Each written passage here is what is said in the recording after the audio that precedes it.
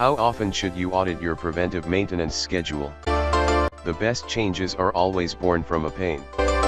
If you, your team, or your organization are facing a frustrating situation or a roadblock to success, that's your chance to make a change to your equipment maintenance program that people will get behind. That includes making a change to your preventive maintenance schedule to solve that pain.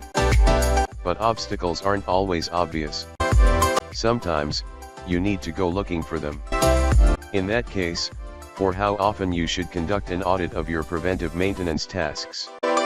There's truly no right answer on the timing, but it's good to take a step back and understand if the schedule you've created is realistic. It's also best to tackle things in bite-sized chunks. Rather than trying to audit all your preventive maintenance tasks at once, do a subset of your schedule each month and tackle it systematically. Ensuring a successful change.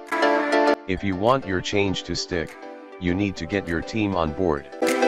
Speak with the technicians, both as a group and individually, and get them to understand why the change is happening and the positive change that will result.